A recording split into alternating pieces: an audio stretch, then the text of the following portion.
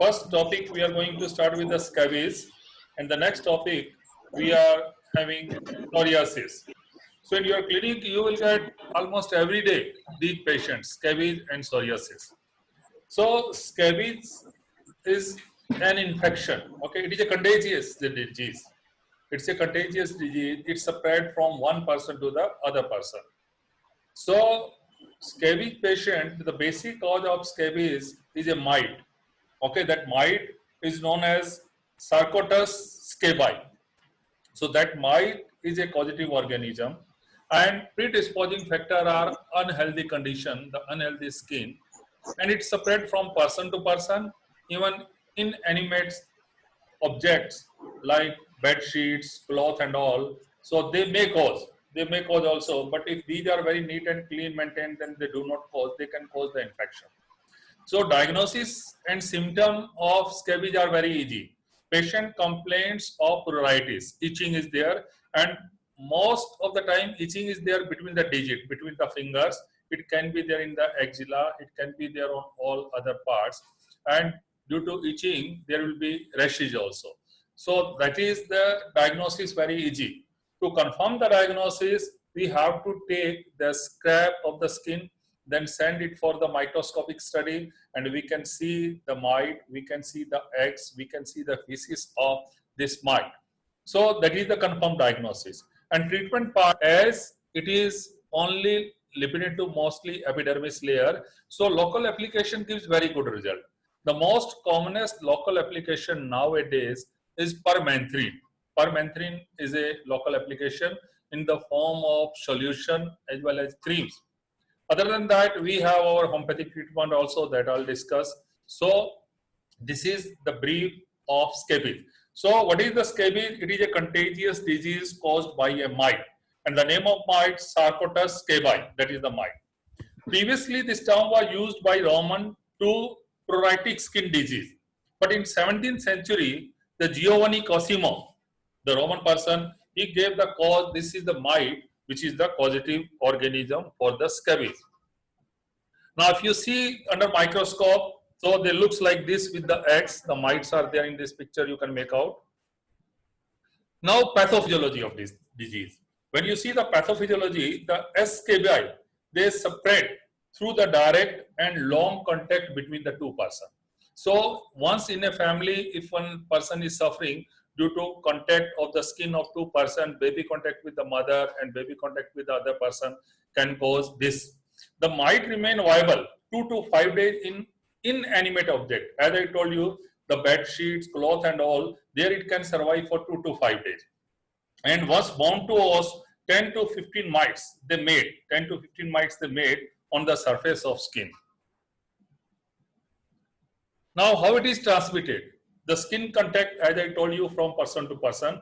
Then infected person pass the mite on to the other and then goes to the other person. Normally, when it is the healthy clothing and all, it do not spread, but unhealthy condition and for prolonged lying on that bed sheet and all to the other person, it can spread.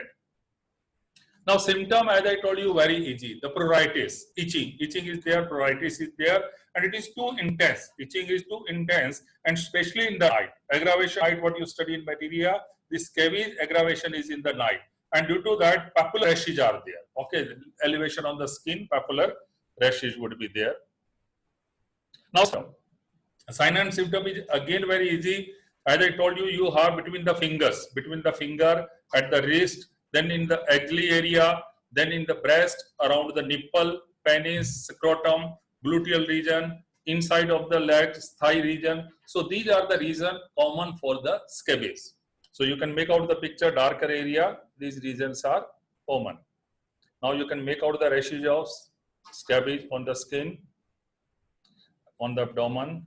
See, now how the mite invade the skin. So this is a picture where you see the skin surface, and under this, if you see from above downward, this is the stratum corneum layer where you have the keratin layer.